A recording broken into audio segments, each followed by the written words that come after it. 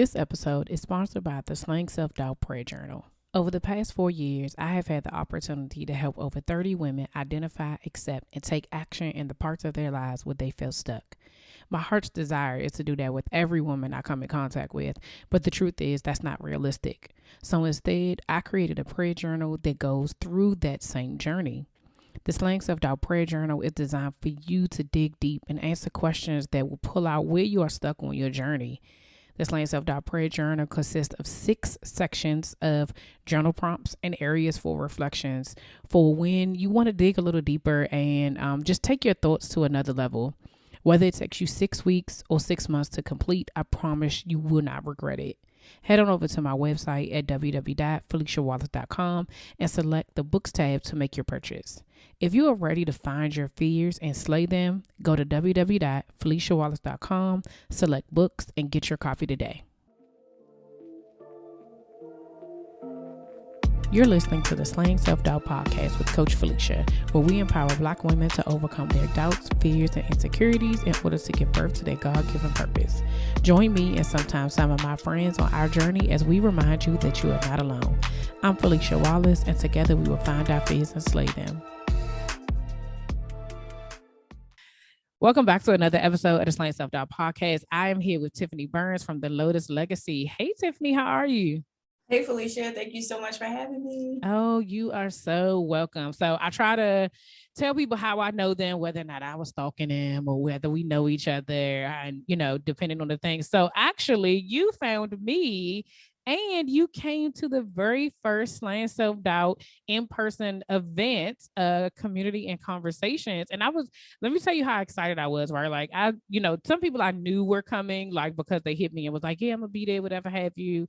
And so then I see this name, I'm like, I don't know who this person is, right? And so then I'm like going back and I'm like, no, I really don't know. And I'm telling my husband, I was like, a stranger is coming to my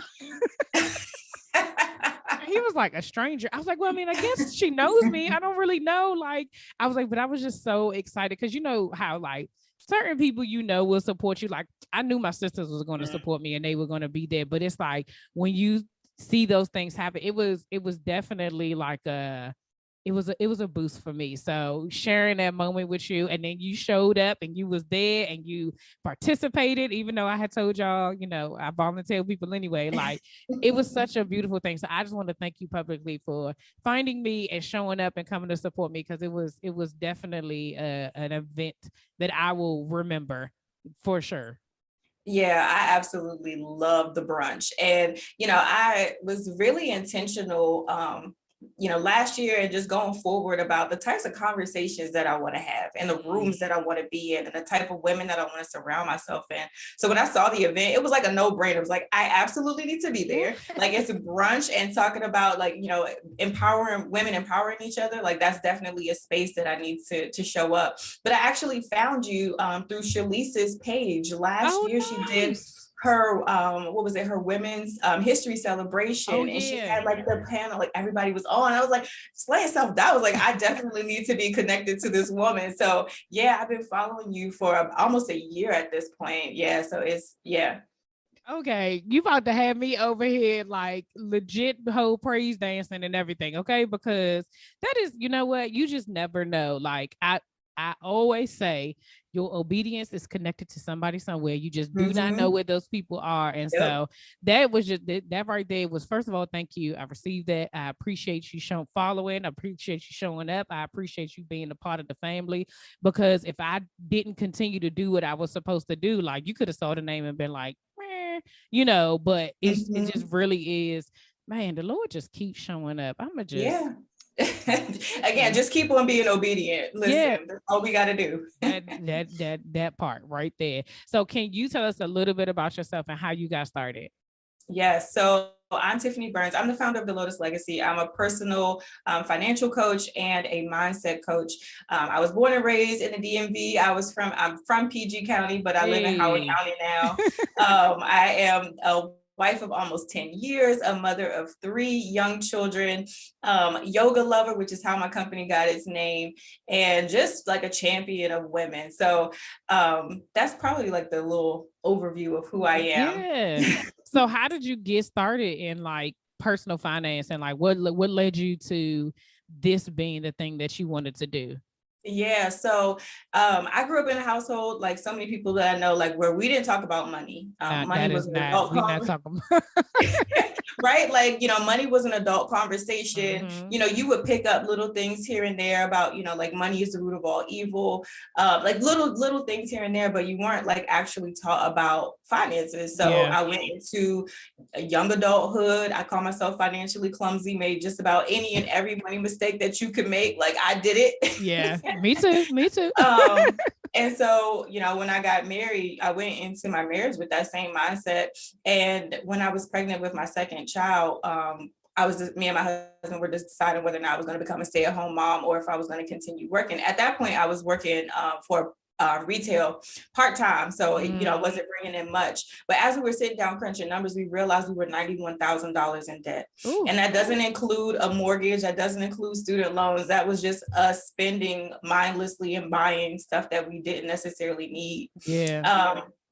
And so once we realized how much debt we had, like I always talk about like this video montage that I saw, like I saw my life, like, what it could look like. I saw both ends of the spectrum, what would happen if I didn't make any changes. And I saw, my parents got divorced when I was 9 and I saw them fight about money all the time. So in my mind, like I'm seeing, my husband and I going through similar struggles and ultimately getting a divorce. And then on the other side of that, I saw, a life of togetherness and partnership with my husband. I saw, us paying for my children's college and their weddings and being able to travel and do all of these fun things and not having that financial stress and just being able to live a truly fulfilled and full life without having to worry about money. So, just being able to see, what my life could look like on either spectrum. I really decided at that point that it was time for me to make some serious changes.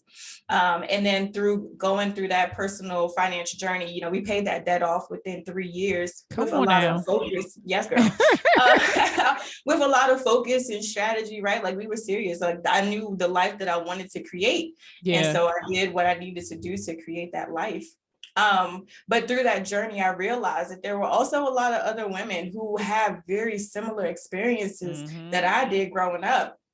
And what that looked like, as we carried that into our adulthood, as we carried it into our marriages and the impact that it has on our families. So I wanted to be able to create something, the Lord puts things on your spirit, right? Yes. So like, as I was going through our personal financial journey, I thought about blogging and like talking about it and I put that off. And then, he planted the seed of like, you could actually help other women with this. And I sat on that for about 1.5 years before I pursued my financial coaching certification.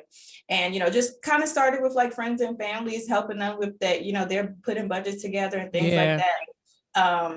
And, that's basically how it got started, was just going through my own experience and then realizing that, there's a lot of women who have like financial trauma that needs to be healed and being, a familiar and safe space for them to come and, redefine what their relationship looks like with money. Yeah, no, so many things that you said in that space that really resonated with me. One, definitely that money was not a topic of discussion in most Black households, right? It was mind your business. It was, don't you worry about what was happening over here. We got it. Which you got McDonald's money. Yeah, right. All of those things. But I one of the things that I do recognize, like even now, like in having kids or whatever, I think it sets you up sometimes for failure in like what the real world is, right? Like my parents did well for themselves, like in regards to like my other family members. Like my parents were the first to like get this single family home in Upper Marlboro. And, my dad, when I say it took me a long time, I think I might've been in my 20s when I realized my father was an entrepreneur. I had I didn't understand, like I knew he owned his own business, but it didn't like dawn on me, like, no, he actually isn't, like, he's an entrepreneur. It never clicked, right? Because those weren't conversations that were being had. My mom worked for the federal government, right? So they, by all intents and purposes, they were living the dream. But I also saw them go through financial things that was like stuff that it didn't talk about. Like for me, it was just like, oh, money just comes, right? Right. Like Right. you can spend all yours and your parents will, and then when real life hits and it's like, oh no, so you mean I gotta save my own money before? Hold on, Right. did you not say, like, it's so many different things that Right. came There's up. so many things that are missed, right? Yes, that we like you said, that we just do not talk about. And I've shared this with my the audience before. I've shared it with my kids, that it wasn't until I probably was like 26, like my car had got repossessed, and my mom was like, if you want to have kids and have a family, you are not going to be able to do it if you cannot financially provide for them. And that was the moment that, like, I was like, dang, like I do want to be, and I didn't even think about it like that. And sure Mm-hmm. enough, a year later, I had my oldest son, and it still took me a while to be like, because then your situation changes, right? And then you got Yep. another person to take care of without you still like knowing the tools and the keys and all the different things. And I will always attest to my husband, because he's very he's a great steward over his money, right? Like he grew up differently than I did, and so he just did not want the same life for himself or for his family. And so when we got together, it afforded me the opportunity to be able to really learn from him, but also like pay my bills, because he was let me tell you, like I've shared before, that like 3 months into it, he was like, "What's your credit score?" And I was like, "I'm sorry, what?" And he's like, "I have A+ credit. Like you can't bring it down." And I was just like, okay. Like that was when I knew, I'm like, this Right. is an adult relationship. Like, what are we talking? Right. Yes. I love that. Listen, and like you were saying, like, I think it's so important for us to normalize these conversations about money. Mm-hmm. In my house, my kids see my husband and I budget. They see when bills come in, they see when money comes in, they have chores, so that they're Yeah, learning how to have their own relationship and manage their own money. But that all of part. those things start from like a really young age. And again, like keeping it from them and hiding them and not letting them see those parts of what real life looks like is, it's not helping them at all. It's, if Yeah. anything, it will hurt them in their future. No, yeah, So and the word that you just said, the relationship, and it took me a while to realize that you have to have a relationship with money, whether it's good, bad, or indifferent. It's still a relationship. How it's a you treat it, relationship. how you think about it, how you approach it, it shows up. And I'm still learning that at almost, well, no, I'm still 41, right? So I was going to say almost 42. No, I got a ways to go. That's the end of the year, but still at 41, it's still like changing that relationship. Where does it come? Like I know my history, right? Like I know how I got here, but what do I need? How do I need to change that relationship for the future? Like for you said like retirement and traveling and kids going to college and all those different things. Like I can't take what I knew and apply that. It's not gonna work, right? So now I have to learn something different. So yes, because you out here, listen, y'all, before this even go to left. So when you decided to do this, and you're doing your own journey, and congratulations for y'all knocking that out in 3 years, because there's lots of people that can't do that. You can't like you know organize and like, I want to use the word like be consistent and determined enough to say like this is the priority and we have to do that. Like um two questions, and then I'm going to ask the self-doubt question. What, I'm gonna ask the self-doubt question and then we're gonna get into that. But so how does self-doubt show up in your journey in both ways, like in getting rid of that debt, and then when the Lord placed on your heart that you want to teach other people, how did it show up in both of those areas? Did you hear that ad at the beginning of the show? If you're a business owner looking to expand your reach, you can promote your company or product with a host read pre-roll or mid-roll ad by me on the Slang Self-Doubt podcast. If you want more information, email info@FeliciaWallace.com. That's info@FeliciaWallace.com. Now, back to the show. So with the debt, I didn't really feel a lot of doubt in that regard. I know a lot of people. I mean, I knew it was a really big number, Yeah. but unfortunately, we accumulated that debt really quickly, and just as quickly as it came, God gave me like a sense of comfort that it would go just as quickly as it came. Yeah. So I didn't really feel any doubt about tackling that debt. The process it seemed long at times, right? Like 3 years Yeah. is of being consistent, that takes a lot of focus and discipline. Yeah. But again, just, just seeing that future so clearly created that urgency for me, which gave me all the fuel that I needed to do what I needed to do. And you talked about being a good steward over your money. And I think, just being able to provide for your family and being able to provide for others, and give back to your community so that you can, live your best life, as well as helping other people. That was motivation enough. So there wasn't a lot of self-doubt around that particular part. But as far as teaching other women about finances, girl, you always tell the story about your God giving you slaying self-doubt, and I was the same way. I was like, pick somebody else, right. Because here's the thing, Felicia, I don't have a background in finance. I didn't graduate from college. I went straight into the workforce, worked retail my whole adult life. And so it was very intimidating to even think about how can you teach somebody else about, this, about finances and about money when you don't have this. And so that was the doubt. That was what my inner critic, that's what the voices were saying, you're not credentialed for this. You don't have the, the authority to be able to talk to anybody about their finances.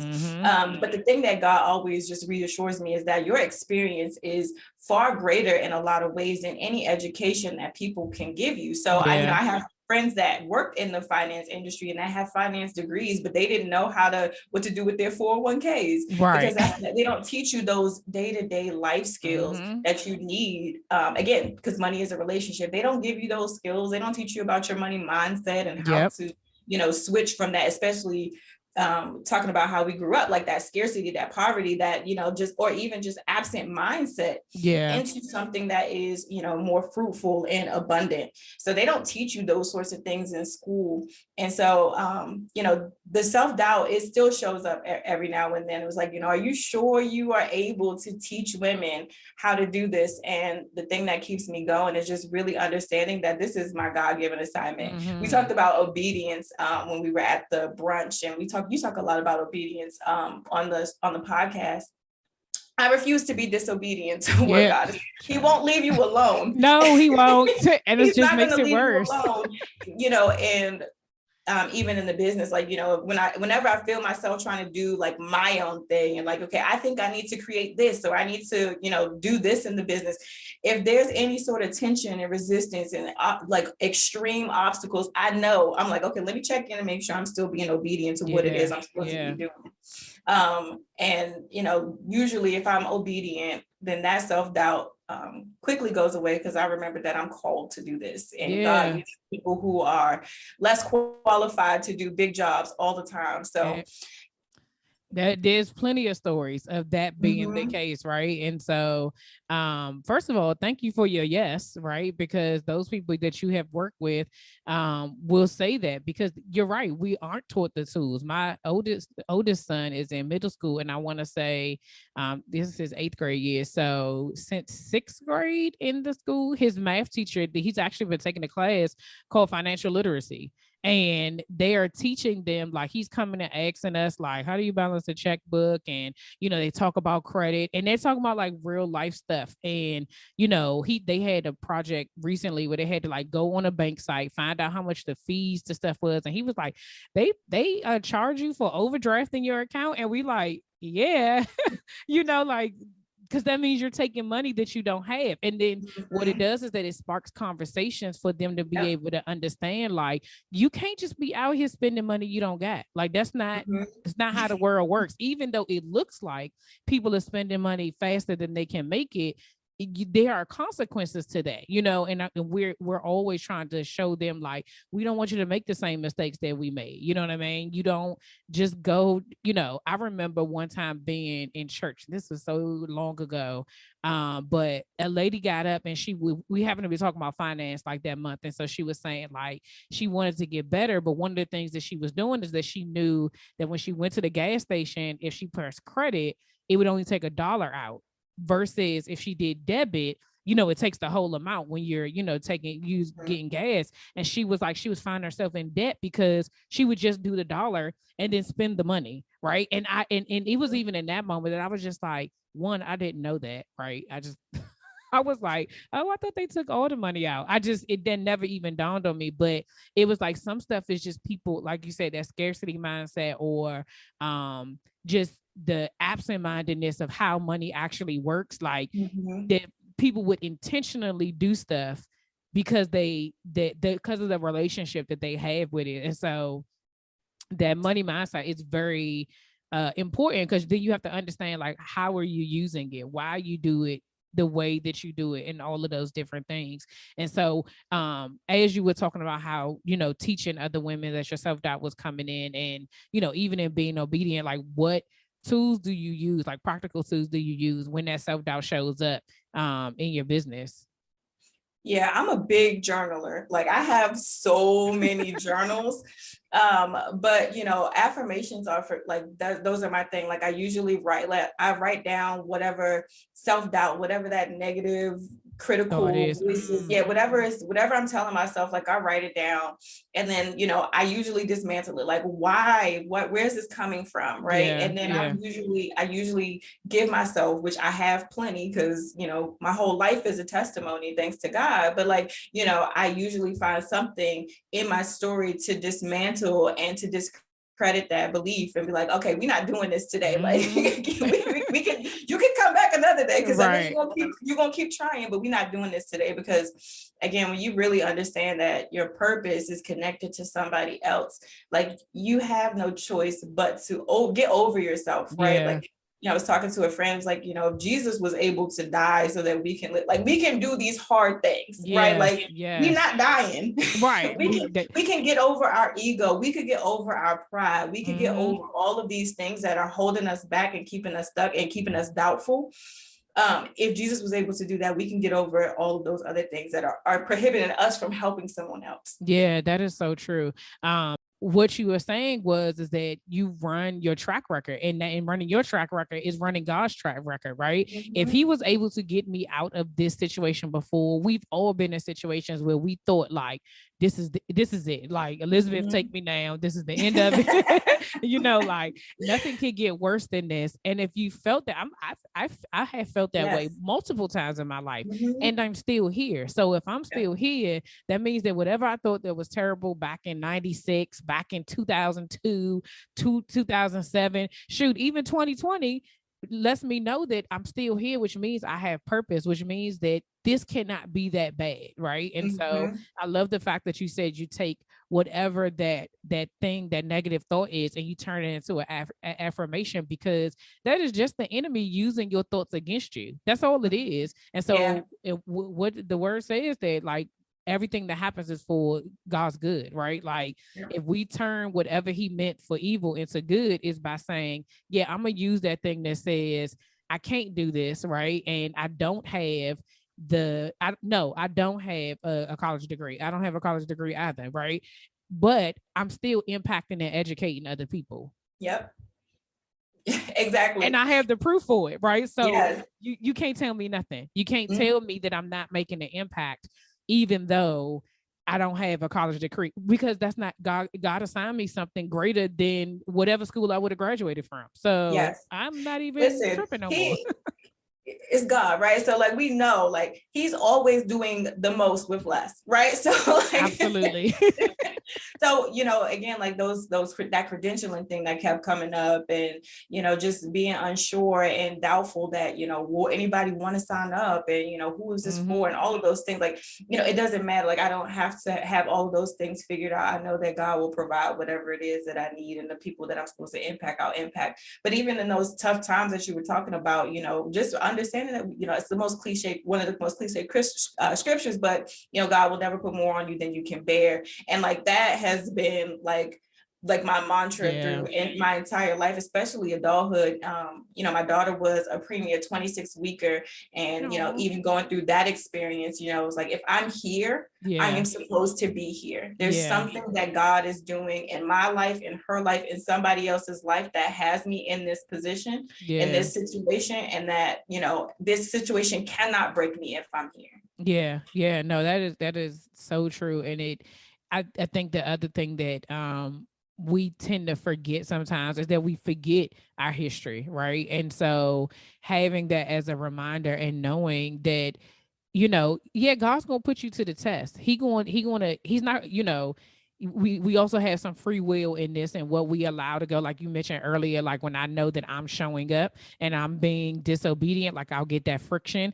And I've been disobedient plenty of times because I thought at the time, God, don't even worry about it. You go work on somebody else. I got this for us, right? And then when Right. it don't work, then you like, well, what happened? Because that wasn't even what you was Uh-huh. supposed to be doing. Because you minded his business, right? Mhm. Versus like now, I'm like, you tell me what the next step is, and Mhm.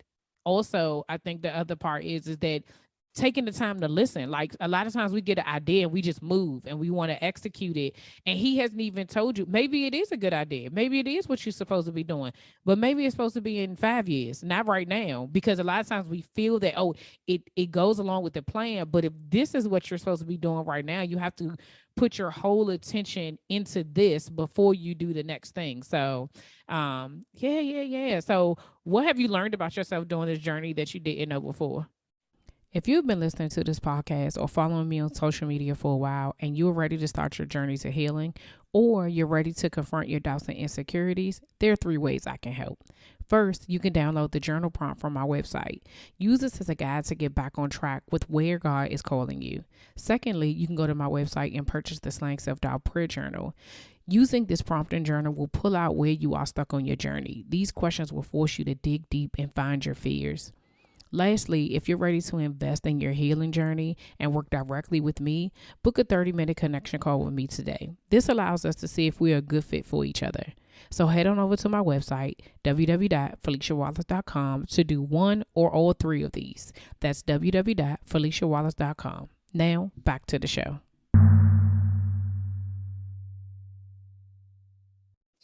I thought I consider myself a pretty patient person, but during this process, like I realized that I'm a lot less patient than I thought I was. Especially because I feel like I am really good at understanding the vision. Like, God has always been able to help me see what it is that I want, what it is that, what all the things that he has in store for me. And then I want it like now. Yes, yeah. I'm So with you. I'm you with you. gave it to me. So you showed me. So why Right. can't we have it now? And so that the patience and, just making sure, just like the debt journey, right? Like just making sure that I'm staying consistent to the process and not necessarily just focused on the outcome. That has been the biggest thing that I've learned about myself, is that I'm not as patient as I thought I was. Yeah. And just, that was a tough lesson that I learned last year, is, just trying to rush to the next level and rush and do my own thing and rushing You are to get to speaking the to my heart results. right now, because So, and 2021 humbled me. I went into this year so humbled. yeah, But just going into, just making sure that I'm being patient and honoring the process of where I am now and not trying to rush to get to the results. So that I can get to where he wants me to be, but not rushing his process. Like there's so many stories in the Bible of people having to wait. yeah, Like wait on it. Okay. years. It's Okay. coming. Okay, years. My neighbors and I do Bible study. We were just reading the story of Abraham, and like, you have to wait. Yeah, Like, do you yeah. have that type of patience? And I asked myself, like, do you? Like, Right, you got right. to. And so, just going into this year, just accepting the process for it as it is, what it is, Yeah. and not trying to rush it. Yeah, no, I think the other parts of that is that, like I said, that resonates with me as well, because I saw the end before I was even given Slaying Self-Doubt. Like I always tell my husband, you remember that time when, and I told you all this, like I didn't even know what it was supposed to be, but now I like it's all starting to come together, and I'm like, okay, but Lord, how do I get there? Like which road do I need to take to get to that one? Because that's what you showed me, and I'm just trying to be over there.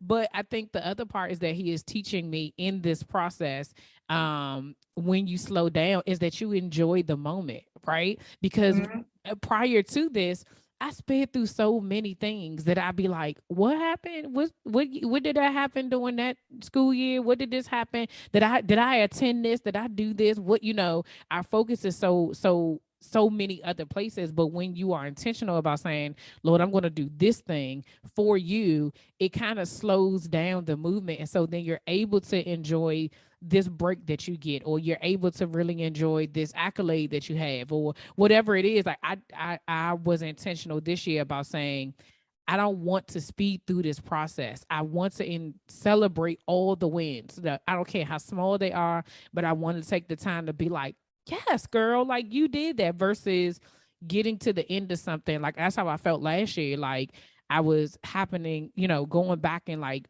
reposting the episodes. And it just was like, this is not how this started. You know what I mean? Like this podcast, I was nervous about like, just what was I supposed to say? And I'm like, there's people on here, women every week, who are willing to share their story with me. Like, this is God's intentionality behind this that I had no idea. And had I just been like, let me just do it, it would have never, but it really took me to say, like, he gave me this podcast. Put your intention into the podcast, focus on it, really work this one thing, and let that grow into whatever he wants it to be. And so now I'm like, oh, okay, then. It was times I wanted to quit. Like, this ain't really what I'm supposed to be doing. I'm supposed to be doing this over here. Right? You want to be like, nah, okay. Rush to get to something else. And it's like, no, this we going slow and steady wins the race. Slow and steady. Go ahead. I love that, he shows us the what, because that keeps us motivated, right? Like we need to see what he can do and what he has in store for us. And even that is usually just a snapshot of it. It's not even the whole picture, because like he knows we can't handle the bigger. And so like he already gave us a little taste of what we can get. If he told us the how to, imagine how we would butcher it. We would butcher it if we like race through it to get to the end result, right? Like he can't give us the whole how. And like, that's the thing that I've learned with this being patient. It was like, the how will unfold as I go through the process, and I don't have to understand. And yes, you can have plans and strategies and all of those things. Pray over it. Okay. Yeah. But you can have your own plans and strategies and things like that, but you're normally not going to have the entire roadmap for where he's taking you, because we can't handle it. Again, like if us as humans would rush through that process and butcher it along the way, if he gave us the whole how. So again, just being patient in that process. And what I've been noticing, the year is still early, but what I've noticed is as I've been more patient and just honoring the process, is there so much more ease like that's coming because of it. And like you said, the enjoyment is nice, and being able to be fully present with my kids without worrying, okay, I gotta post on social media, I have to do this, and like hit these quantitative numbers that people are telling you to hit. No, they didn't give me the assignment, God did. So I'm gonna go ahead and listen to what he's telling me to do. And right now he's telling me to be present. And there's just been so much ease. Not saying that it's not difficult. It's still hard work, right? But the challenge is the resistance, the friction, like all of that is gone. Yeah. I think the other thing that came up when you were saying that, it also allows God to be God when you slow down and you step out the way and you let him guide you through this process, is because when you're moving through it at lightning, you don't get to see his glory. You don't get to see how he's really, really blessing you in those times where you're like, I don't know how. The minute you say, I don't know how I'm gonna do this, and then you go figure it out, you don't even give time for God to do what he's supposed to do, right? And I have learned to be like, there's been moments, even in the start of this year, of things that I'm looking out in the future that I'm like, slow down, right? Like, I need you to sit down right here. I have to tell myself, sit my $5 tail down and just wait it out and let God be God. Because the minute I try to put myself in, I'm going to mess it up. I already know that, right? So let God be God, and then you figure it out after that. And having to do that, it is hard. It's not easy because you think you know better, but what he can do is going to blow your mind. And so because it's happened before, I just have to be like, okay, I'm gonna just sit on my hands and go do this instead of trying to focus on this thing that I think I can fix, that I'm not even supposed to fix.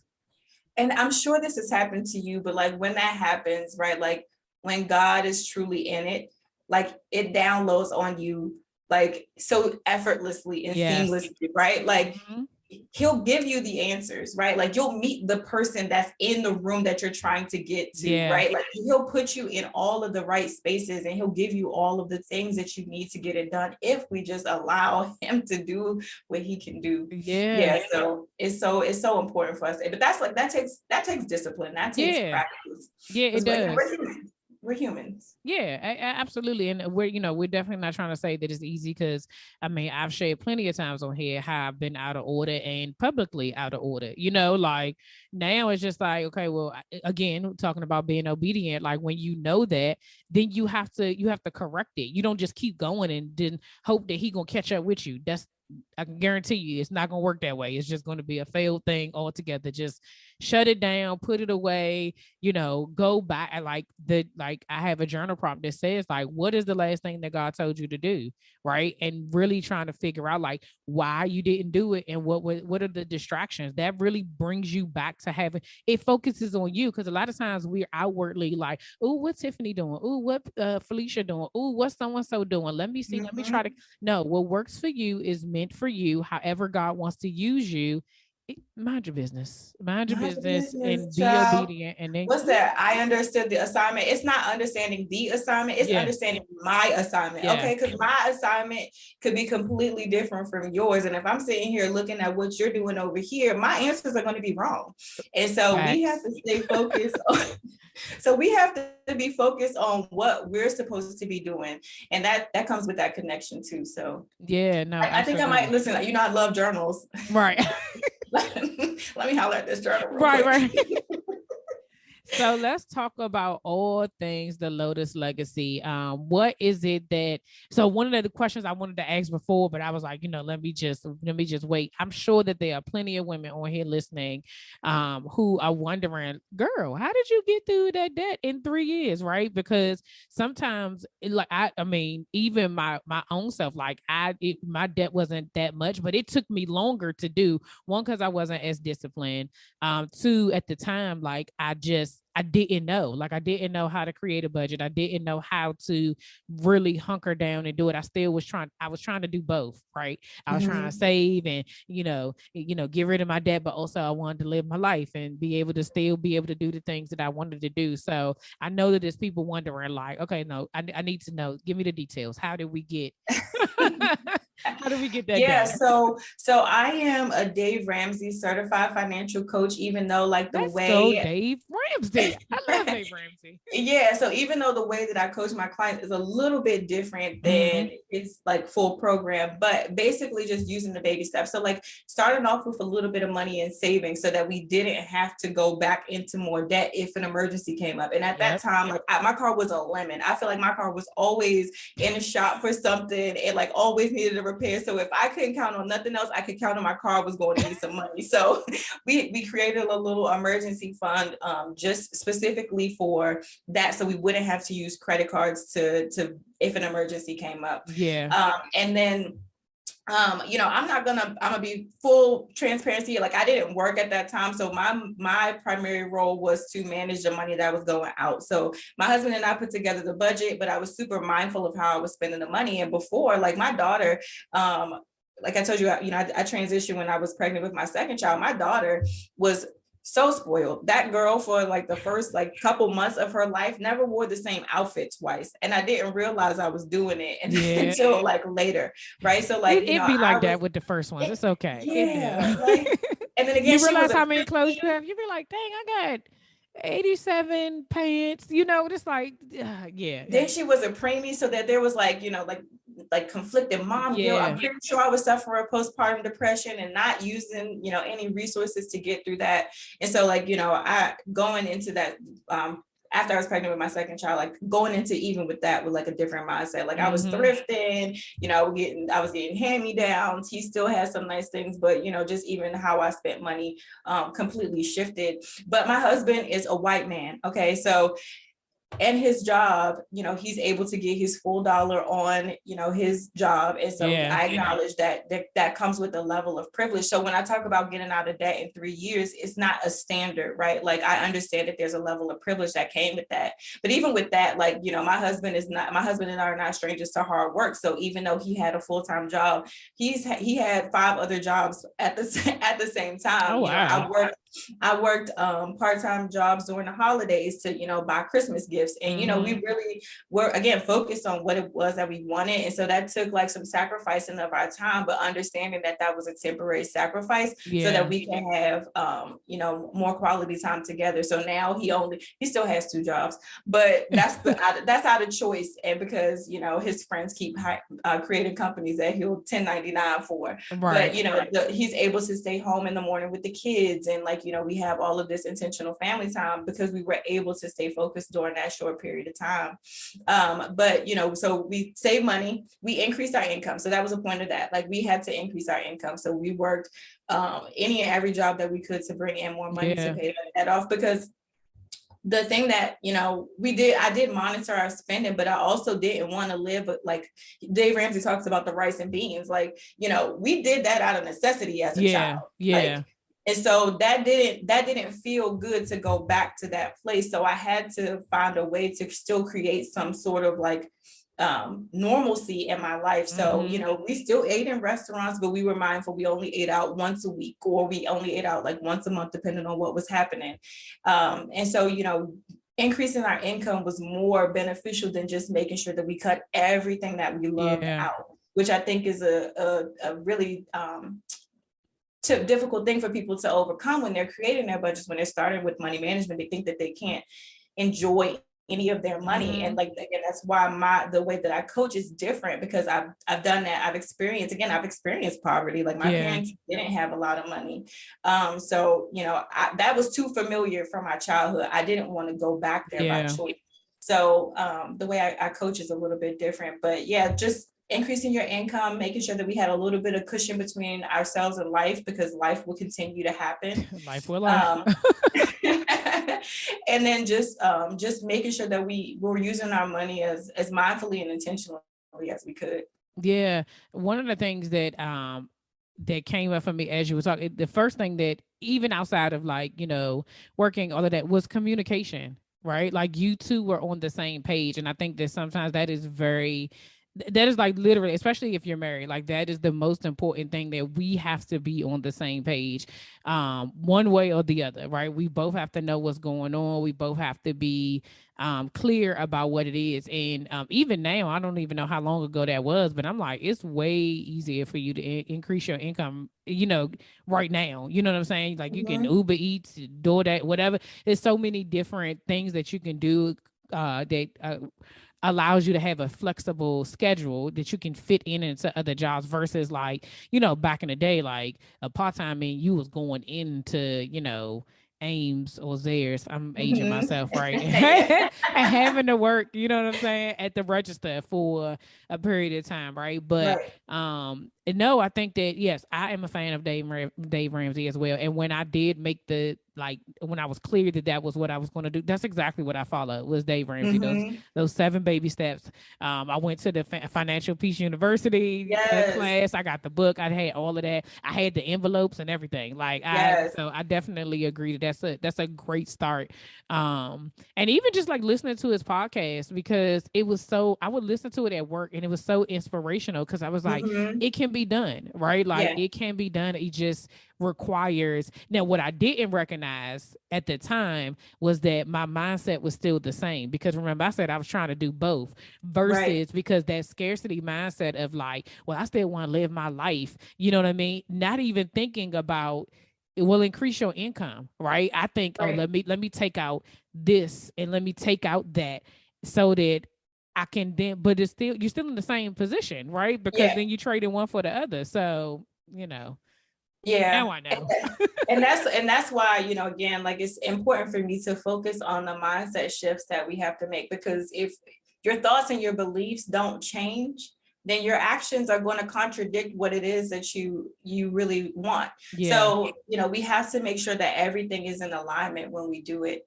But yeah, I love like having a community is so important when you're going through like, and so listen to a podcast or, you know, having a group of women or people that are on a similar journey. So, because again, money was taboo for a lot of people. So you feel like you're going through things alone. So if you have that community, then you really, you know, understand, okay, I'm not the only one. You're not. And, you know, again, finding inspiration and encouragement from other people's stories so that you can actually get through it too. Yeah. So another question that I have is that, you know, I know a lot of people who listen, and a lot of people I have on entrepreneurs, and, you know, we hear like, however your house money is how your business money going to be. Right. And for a lot of us, this starts out being, you know, purposeful. It starts out being passionate, right? We doing a lot of stuff for free, so that we can just kind of get started. But when it's time to make that transition into like, I want to be able to monetize my business, how important is it? How important is it for you to like work with somebody or get that information so that you can grow your entrepreneur, like your business? Because it's one thing to go get a job, right, and you get the money, and a lot of times we think, well, you know what, I can finance this by going to get, like, we always got a way to make it work. We can hustle it out. But if you have, you know, entrepreneurs who are like, no, this has to work, what are some like 3 tips that you can give, that how they can start, you know, getting their money together and really focusing on like building wealth within their or just not even, well, yeah, building wealth within their business? So yeah, so your if your personal finances are not in order, then typically your business finances aren't either.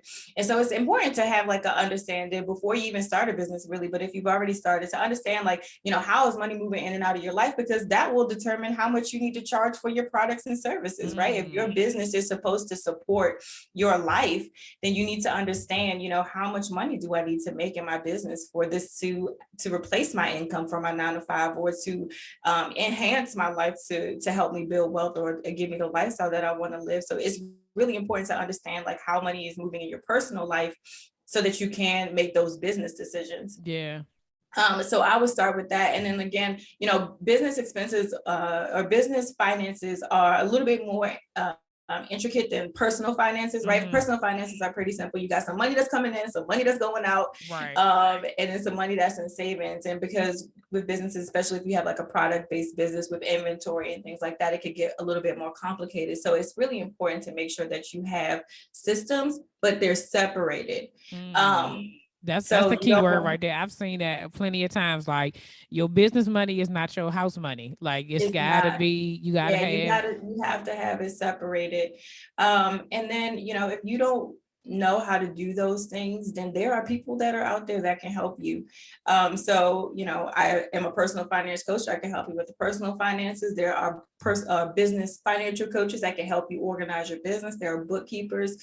But it's really important to make sure that all of those things are clear so that you can know which direction you need to go in your business. Yeah, I think that's very important, because I was actually talking to someone else who kind of helps entrepreneurs when they first start, and that was one of the first things that she said, is that nobody and her episode's already aired. I think it's Courtney.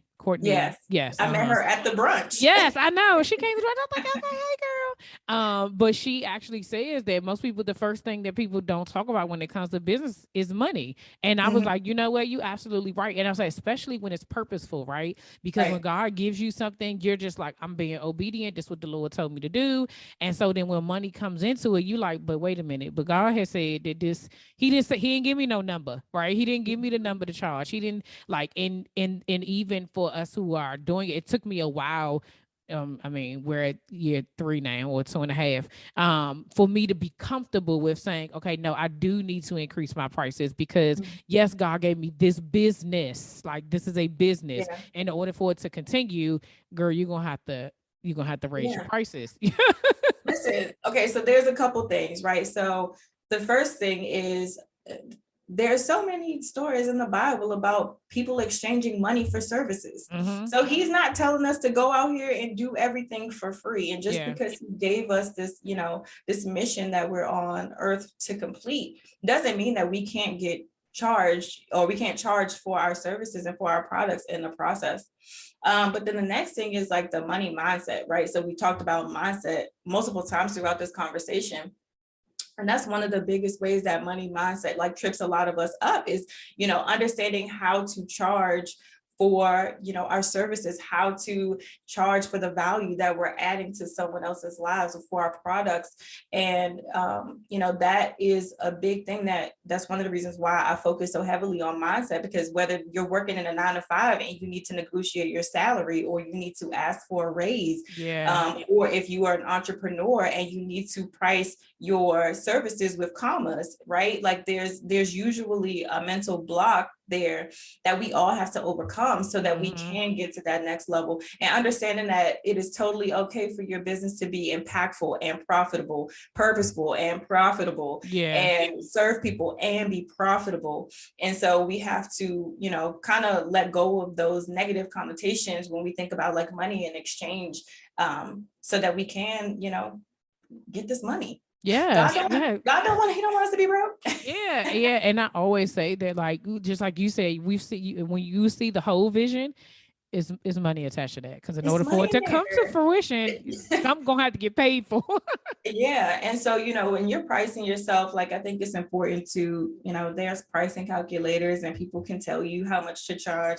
But just like with everything else that you do in your business, make sure that you're connected and you're being prayerful about how much you're charging, right? Like you're meeting the people that you're supposed to be impacting, where they are, and still, challenging them in their pockets. Right. Especially like with what I do, like, that was a conflict that I had, like the self-doubt came up there. It was like, how are you going to charge people who need help with their money? And that was really conflicted. But, again, like you have to, if this is truly what you want, you have to understand that there's going to be some level of like investment that you have to make.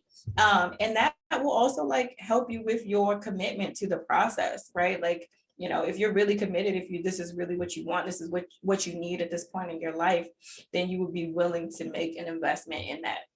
Yeah, no, absolutely. And I think also with that is that the people that are meant for you and who God sends to you, he will work that out. That's about we trying to figure out the how. So we adjust it so that we like, well, this person you don't know what this person don't have, right? And you don't know how God will make a way for them to be like, dang, I needed this for this and it came up, so I can do that, right? So that's us minding his business. Like, don't you worry about that. You don't worry about how they get to you and how you're gonna get paid.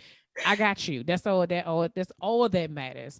Well, thank you so much, Tiffany, for sharing with us today. Like, this was very informational for me. Like, I really do feel like, finances, again, like we talked about, there's such a taboo conversation within our community, and we want to be able to change that. And having these conversations and being honest about it will change that for if people take it seriously, right? Like, and for generations to come. And I just thank you for, again, I told you for your yes, but really like, especially for our community, right? Like stuff like this is what is going to change that, that the mindset that we have about money, mind your business with money, or even the power of like the Black dollar and what we are consuming and what we are doing. So I already know that this is bigger than where it is right now. Like the Lord already put that in my spirit. So, I receive it. Yeah. That's what we do. We receive everything that the Lord is saying. So thank you so much for joining us. Thank you for having me. You are so welcome.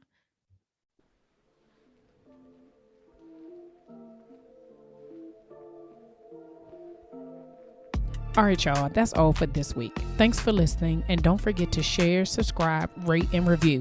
Remember to head over to Facebook and Instagram and follow me at Slaying Self-Doubt.